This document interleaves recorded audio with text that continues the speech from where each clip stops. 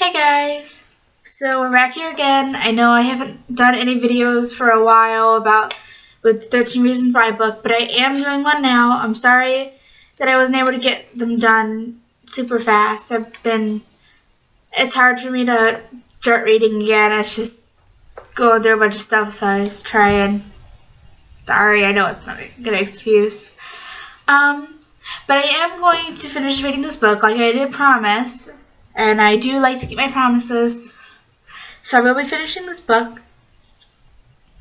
And I love all the comments that you guys are leaving down below. I really appreciate all the support and everything, and saying that you guys want me to do this, because I love doing this, but sometimes I just can't. But I really do appreciate everything you guys are commenting and everything. It's nice to know that people like what I'm doing and stuff. And this does help, since I want to be a writer when I get older, so it does help. So I hope you guys all like the book so far. In the last book, we were talking about how in the last chapter, sorry. In the last chapter, we talked about how Hannah and Zach kept taking her notes out of her bag because, I think it was because she didn't like him. I mean, I just looked over it, but I didn't read the whole thing, so it was because she didn't like him, I'm pretty sure. So he got upset and started taking the notes that she was getting, the compliments that she was getting from people. He would take them out of her bag and keep them. And she got really upset. And everyone would get upset. And she really needed that support, and he just snatched it away. Jackass. I had to say it. It had to be said. Alright, so let's just go on to the next chapter. Step 4, Side B. Play. Would you want the ability to hear other people's thoughts? Of course you would. Everyone answers yes to that question, and so they think it all the way through. For example, what if other people could hear your thoughts? What if they could hear your thoughts right now? They'd hear confusion, frustration, even some anger. They'd hear the words of a dead girl running through my head, a girl who for some reason blames me for her suicide. Sometimes we have thoughts that even we don't understand, thoughts that aren't even true, that aren't really how we feel, but they're running through our heads anyway because they're interesting to think about.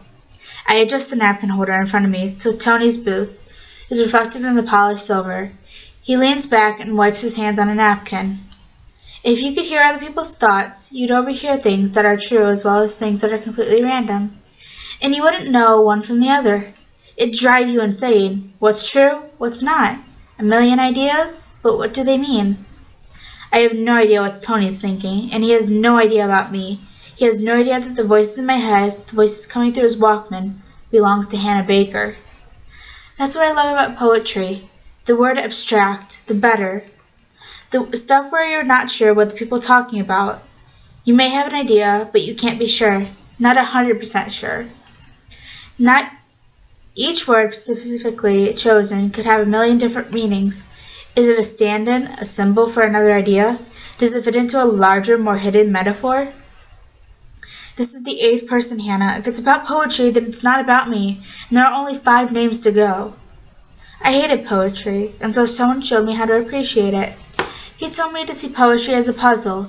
It's up to the reader to decipher the code, or the words based on everything they know about life and emotions. Did the poet use red to symbolize blood, anger, lust? Or is the wheelbarrow simply red because red sounds better than black? I remember that one from English. There was a big discussion on the meaning of red. I had no idea what we decided in the end. The same person who taught me to appreciate poetry also taught me the value in writing it. And honestly, there is no better way to explain your emotions than with poetry, or audio tapes. If you're angry, then you know how to write a poem dealing with the cause of your anger. But it needs to be an angry poem, so go ahead, write one. I know you're at least a little bit angry with me. And when you're done with your poem, decipher it as if you just found it printed in a textbook and knew absolutely nothing about its author. The results can be amazing and scary. But it's always cheaper than a therapist. I did that for a while. Poetry, not a therapist. Maybe a therapist would have helped Hannah. I bought a spiral notebook to keep all of my poems in one place. A couple of days a week after school, I'd go to Monet's and write a poem or two. My first few attempts were a bit scary. Not much depth or can't say that word. Pretty straightforward, but still some came out fairly well. At least I think they did. Then, without even trying, I memorized the very first poem in that notebook, and no matter how hard I try, I can't seem to shake it from my head, even today. So here it is for your appreciation, or amusement. If my love were an ocean, there would be no more land. If my love were a desert, you would see only sand. If my love were a star, late at night, only light. And if my love could grow wings, I'd be soaring in flight. Go ahead, laugh, but you know you'd buy it if you saw it on a greeting card. There's a sudden ache deep in my chest. Just knowing I'd be able to go to Monet's to write poetry made the days more bearable. Something funny, shocking, or hurtful might happen, and I'd think, this is going to make one fascinating poem. Over my shoulder, I see Tony walking out the front door, which seems weird. Why didn't he stop to say goodbye? To me, I suppose, these hips are a form of poetic therapy. Through the front window, I watch Tony get in his car. As I tell you these stories, I'm discovering certain things. Things about myself, yes, but also about you, all of you. He flips on his headlights. And the closer we get to the end, the more connections I'm discovering. Deep connections. Some that I told you about, linking one story to the next, while others I haven't told you about any at all. The Mustang shudders as Tony revs the engine. Then slowly his car backs up. Maybe you've even discovered some connections that I haven't. Maybe you're one step ahead of the poet. No, Hannah, I'm barely keeping up. And when I say my final words, well, probably not my final words, but the last words on these tapes, it's going to be one tight, well-connected, emotional ball of words. In other words, a poem. Watching Tony's car through the window is like watching a movie, the Mustang backing slowly off screen, but the headlights don't gradually fade away, which they should if he kept backing up or turned away. Instead, they just stopped as it turned off. Looking back, I stopped writing in my notebook when I stopped wanting to know myself anymore. Is he out there, sitting in his car, waiting? Why? If you hear a song that makes you cry and you don't want to cry anymore, you don't listen to that song anymore.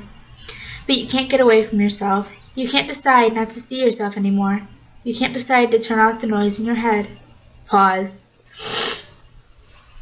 With Tony's headlights turned off, the windows of the diner are just a stretch of black glass. Every so often, at the far end of the parking lot... Is it doing the color thing again? I don't know why it does that. Just gonna have to deal with it. We're gonna roll with it. Right now it looks like I have green lipstick on. That's great. Every so often at the far end of the parking lot, a car drives down the road and a sliver of light glides from one end of the glass to the other. But the only steady source of illumination, though distant, appears in the upper right-hand corner. A blurry pink and blue light, the tip of the crescent moon neon sign peeking over the rooftops of every business around it. God, what I wouldn't give to relive that summer. When we were alone, it was so easy to talk to Hannah. It was so easy to laugh with her. But whenever people came around, I got shy. I backed off. I didn't know how to act anymore. In that tiny fishbowl box office, my only connection to my coworkers in the lobby was a red phone. No buttons to punch, just a receiver. But whenever I picked it up and Hannah answered on the other end, I got nervous, as if I wasn't calling from 30 feet away, but calling her at home. I need change, I would say. Again, she'd respond, but always with a smile in her voice, and every time I felt my face grow warm with embarrassment, because the truth was, I asked her for change a lot more when she was working than when she wasn't. A couple of minutes later, there'd be a knock on the door, and I'd straighten my shirt and let her in. With a tiny cash box in her hand, she'd squeeze by me agonizingly close to change some of my bills, and sometimes on slow nights, she would sit in my chair and tell me to close the door. Whenever she said that, I struggled to keep my imagination in check, because even through the window kept us exposed on three sides like attractions in a carnival show, and even though she only said it was because we weren't supposed to leave the door open, anything could happen within that cramped space. Or so I wished. These moments, however, were brief and rare, made me feel so special. Hannah Baker chose to spend her free moments with me, and because we were at work, no one would think anything of it. No one could read into it. But why? Why, whenever anyone saw us, did I pretend it meant nothing? We were working. That's what I wanted them to believe. Not hanging out, just working. Why? Because Hannah had a reputation that scared me. The truth first came to light a few weeks ago at a party with Hannah directly in front of me, an amazing moment when everything seemed to fall into place. Looking down into her eyes, I couldn't help telling her I was sorry. Sorry for waiting so long to let her know how I felt. For a brief moment, I was able to admit it to her, to myself, but I could never admit it again till now. But now, it's too late, and that's why, right at this moment, I feel so much hate toward myself. I deserve to be on that list, because if I hadn't been so afraid of everyone else, I might have told Hannah that someone cared, and Hannah might still be alive. I pull my gaze back from the neon sign. Play. Sometimes I would stop by Monet's for a hot chocolate on my way home. I'd start my homework, or sometimes I'd read, but I wasn't writing poetry anymore. I needed a break from myself. I slid my hand from under my chin to the back of my neck. The bottom strands of my hair are drenched in sweat. But I love poetry. I missed it. And one day, after several weeks, I decided to go back to it. I decided to use poetry to make myself happy. Happy poems, bright and happy, sunshiny poems. Happy, happy, happy, like the two women pictured on the flyer at Monet's. They taught us a free course called Poetry. To love life, they promised to teach not only how to love poetry, but through poetry how to better love ourselves. Sign me up. D7 on your map, the community room at the public library. It's too dark to go there now. The poetry class began at the same time the last bell rang out of school, so I raced over there to try and make it without being too late. But even when I was late, everyone seemed happy to have me there, to provide the feminine teen perspective, they called it. Looking around, I see that I'm the only one left in Rosie's. They don't close for another 30 minutes, and even though I'm not eating or drinking anymore, the man behind the counter hasn't asked me to leave, so I'll stay. Imagine 10 or 12 orange chairs arranged in a circle, with the happy women from the flyer sitting at opposite ends. Only problem was, from day one, they weren't happy. Someone, whoever made that flyer, must have digitally turned their frowns upside down. They wrote about death, about the evilness of men, about the destruction of, and I quote, the greenish-bluish orb with wisps of white. Seriously, that's how they described it. They went on to call Earth a knocked-up, gaseous alien needing abortion. Another reason I hate poetry. Who says orb instead of ball or spear? Expose yourself, they said. Let us see your deepest and your darkest. My deepest and my darkest. What are you, my gynecologist? Hannah. So many times I wanted to raise my hand and say, so when do we get to the happy stuff? The stuff about loving life? You know, poetry to love life? That's what the flyer said. That's why I'm here. In the end, I only made it through 3 of these poetry groups, but something did come out of it. Something good? No. I wonder. See, someone else is in that group. Another high schooler with perspective adored by the oldest poets. Who was it? The editor of our school's very own Lost and Found Gazette, Ryan Shaver. You know who I'm talking about, and I'm sure you, Mr. Editor, can't wait for me to say your name out loud. So here you go, Ryan Shaver. The truth shall set you free, the motto of the Lost and Found. You've known this for a while, Ryan, I'm sure of it. At that first mention of poetry, you know this is about you. You had to. Though I'm sure you must have thought, this can't be why I'm on the tapes. It wasn't a big deal. The poem from school, God, it was hers. Remember, this is one tight, well-connected emotional ball I'm constructing here. I closed my eyes tight, covering my eyes with my hand. I crushed my teeth together, jaw muscles burning to keep from screaming or crying. I don't want to hear her read it. I don't want to hear that poem in her voice. Would you like to hear the poem I wrote before quitting poetry? Before quitting poetry for good? No? Fine, but you've already read it. It's very popular at our school. I allow my eyelids, my jaw, to relax. The poem we discussed in English. We read it out loud many times, and Hannah was there for all of it. Some of you may recall it now, not word for word, but you know what I'm talking about. The Lost and Found Gazette, Ryan's semi-annual collection of items found lying around campus, like a love letter tossed under a desk, never discovered by its intended love. If Ryan found it, he'd scratch out the giveaway name and scan it for use in an upcoming gazette. Photographs that fell out of binders, he scanned them too. History notes covered in doodles by an extremely bored student, he scanned them. Some students may wonder how Ryan found so many interesting items to scan. Did he really find them all? Or did he steal them? I asked him that very question after one of our poetry meetings, and he swore that everything he printed was purely found by chance. Sometimes he admitted people did slip items they found into his locker. Those, he said, he couldn't vouch for 100%. That's why he'd scratch out the names and phone numbers. The photographs, as a rule, couldn't be too embarrassing. He'd gather 5 or 6 pages of good, quirky material and print up 50 copies. Then he'd staple them together and drop them off at random places throughout the school. Restrooms, locker rooms, on the track. Never in the same spot, he told me. He thought it was fitting for people to stumble across his magazine of stumbled across items. But guess what? My poem? He stole it.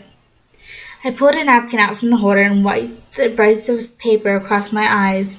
Each week, after our poetry group, Ryan and I would sit on the library steps and talk. That first week, we simply laughed about the poems the other people had written and read. We laughed about how depressing they all were. Wasn't this supposed to make us happy, he asked. Apparently he signed up for the same reason as me. I looked up. The man behind the counter tugs on the strings of a heavy trash bag. It's closing time. Can I get a glass of water? I asked. After the second week of class, we sat on those library steps and read some of our own poems to each other. Poems we'd written at different points in our lives. He looks at my eyes as the skin rubbed raw by the napkin. But only happy poems. Poems about loving life. Poems we could never read to the depression-loving group of miserable poets inside. And as poets never do, we explained ourselves, line for line. The third week, we took the biggest chance of all and handed each other our entire notebooks of poetry. He pushed a glass of water in front of me, except for that glass and the napkin dispensers. The entire length of the counter is empty. Wow, that took a lot of courage. For me, definitely. I'm sure for you too, Ryan. And for the next 2 hours, with the sun going down, we sat on those concrete steps, turning pages. His handwriting was horrible, so it took me a bit longer to read through his poems, but they were amazing. Much deeper than any of mine. His stuff sounded like a real poetry, professional poetry. And someday, I'm sure of it, kids will be forced to analyze his poems out of a textbook. I touched the cold glass, wrapping my fingers around it. Of course, I had no idea what his poems meant. Not exactly, but I felt the emotions precisely. They were absolutely beautiful, and I felt ashamed of what he must be thinking as he went through my notebook. Because reading through his, I realized how little time I'd spent on him.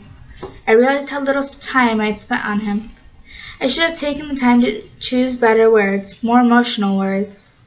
But one of my poems grabbed him, and he wanted to know more about it, like when I wrote it. But I didn't tell him. I don't drink the water. I watch a single drop slide down the glass and bump against my finger. I wrote it the same day a group of students got angry that someone had the nerve to ask for help regarding suicide. Remember why they got upset? Because whoever wrote the note didn't sign her name. How insensitive. It was anonymous, just like the poem that appeared in the Lost and Found. So Ryan wanted to know why I wrote the poem. With that one, I told him. The poem had to speak for itself, but I was interested in knowing what he thought it meant. On the surface, he said that the poem was about acceptance. Acceptance from my mother, but more than that, I wanted her approval. And I wanted certain people, in this case a boy, to stop overlooking me. A boy? At the base of the glass, the water creates a delicate suction. Then let's go. I take a sip and let a small cube of ice slip into my mouth. I asked if he thought it meant anything deeper. I hold the ice on my tongue. It's freezing, but I want it to melt there. Part of me was joking. I thought he figured out my poem exactly, but I wanted to know what a teacher assigned the poem might want his or her students to discover, because teachers always overdo it. But you found it, Ryan. You found the hidden meaning. You found what even I couldn't find in my own poem. The poem wasn't about my mother, you said, or a boy. It was about me. I was writing a letter to myself, hidden in a poem. I flinched when you told me that. I got defensive, even angry. But you were right, and I felt scared and sad by my own words. You told me that I wrote a poem because I was afraid of dealing with myself, and I used my mom as an excuse, accusing her of not appreciating or accepting me, when I should have been saying those words into a mirror. And the boy, I asked, what does he represent? It's me. Oh God, it's me. I know that now. I cover my ears, not to block any outside noise. The diner is almost completely silent, but I want to feel her words, all of them, as they're said. While I waited for your answer, I searched my backpack for a tissue. At any moment, I knew I might cry. You told me that no boy was overlooking me more than I was overlooking myself. At least, that's what you thought it meant. And that's why you asked about the poem. You felt it went deeper than even you could figure out. Well, Ryan, you were right. It went much, much deeper than that. And if you knew that, if that's what you thought, then why did you steal my notebook? Why did you print my poem?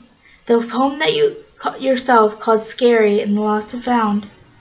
Why did you let other people read it, and dissect it, and make fun of it? It was never a lost poem, Ryan, and you never found it, so it did not belong in your collection. But in your collection is exactly where others found it. That's where teachers stumbled across it right before their lectures on poetry. That's where classrooms full of students cut up my poem, searching for its meaning. In our class, no one got it right, not even close, but at the time we all thought we did, even Mr. Porter. Do you know what Mr. Porter said before handing out my poem? He said that reading a poem by an unknown member of our school was the same as reading a classic poem by a dead poet. That's right, a dead poet. Because we couldn't ask either one about its true meaning. Then Mr. Porter waited, hoping someone would fess up to writing it, but that, as you know, never happened. So now you know. And for those of you who need a refresher, here it is. Soul Alone by Hannah Baker. I meet your eyes. You don't even see me. You hardly respond when I whisper hello. Could be my soulmate, two kindred spirits. Maybe we're not. I guess we'll never know. My own mother, you carried me in you. Now you see nothing but what I wear. People ask you how I am doing. You smile and nod. Don't let it end there. Put me underneath God's sky and know me. Don't just see me with your eyes. Take away this mask of flesh and bone and see me for my soul alone. And now you know why. So did your teachers dissect me properly? Were they right? Did you have any clue at all that it was me? Yes, some of you did. Ryan must have told someone. Proud that his collection made it into the curriculum. But when people confronted me, I refused to confirm it or deny it, which pissed some of them off. Some even wrote parodies of my poem, reading them to me in hopes of getting under my skin. I saw that. I watched two girls in Mr. Porter's class recite a version before the bell rang. It was also stupid and childish and cruel. They were relentless, bringing new poems every day for an entire week. Hannah did her best to ignore them, pretending to read while waiting for Mr. Porter to arrive, for the start of class to come to her rescue. This doesn't seem like a big deal, does it? No, maybe not to you. But school hadn't been a safe haven of mine for a long time, and after your photo escapades, Tyler, my home was no longer secure. Now suddenly even my own thoughts were being offered up for ridicule. Once in Mr. Porter's class, when those girls were teasing her, Hannah looked up. Her eyes caught mine for just a moment, a flash. But she knew I was watching her, and even though no one else saw it, I turned away. She was on her own. Very nice, Ryan. Thank you. You're a true poet. Stop. I pull the headphones out of my ears and hang them around my neck. I don't know what's going on with you, the man says from across the counter, but I'm not taking your money. He blows into a straw and pinches both ends shut. I shake my head and reach back for my wallet. No, I'll pay. He winds the straw tighter and tighter. I'm serious. It was only a milkshake, and like I said, I don't know what's going on, and I don't know who I can help, but something's clearly going wrong in your life, so I want you to keep your money. His eyes search mine, and I know he means it. I don't know what to say. Even if the word would come out, my throat is so tight it won't let them escape. So I nod, grab my backpack, change the tape, and I head for the door. That's the end of that chapter. It's definitely an interesting chapter. So analyzing it, basically this chapter was about how Hannah was upset about the class getting her poem. And I can understand about why she would be so upset.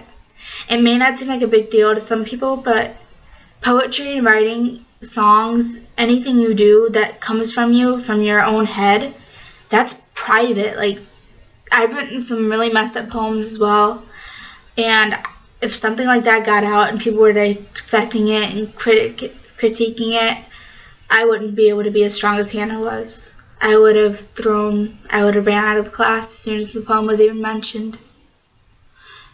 Ryan had no right to steal that poem from her and put it in the newspaper. And that's where I stand on this, and I hope a lot of you stand with me on that too. The poem, however, was a really good poem. I really like how, I like the poem, but I'm not saying like it's good. It was good, but it wasn't like a good thing. Like, I feel bad for her for having to go through that and writing it. But I really did love reading the poem in the book. I thought it was really something. So, I don't think Ryan was trying to hurt her necessarily, but what he did was wrong. I think he should have at least asked her first to publish it. Of course she would have said no, so I guess he probably knew that, but still, he should have never published it, especially since he showed her his poetry. She didn't give it to anyone, she never told anyone, but instead he just felt that need to give her poetry to the paper. And maybe he was trying to do a good thing. Maybe he was trying to show Hannah how good her poems were, or something like that. But still, you can't just take someone's poem and put it on a paper and publish it. It's not right. Especially when you know how personal it is.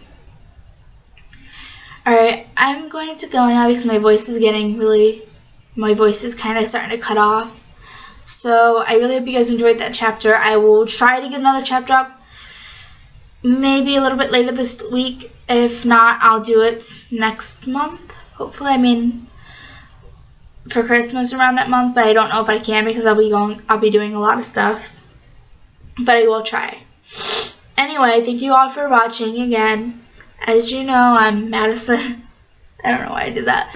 Anyway, thanks for watching. I hope you guys enjoyed the book so far. Please comment down below if you guys want to talk about anything or make a deeper discussion about things. I was even thinking of doing a live stream one time while reading the book so I can have like a live discussion of everything that's happened, and I could talk to some of you, the people that are reading it, because I know a lot of people were reading it in the beginning with me. Anyway, see you guys later, I guess. Thanks for watching.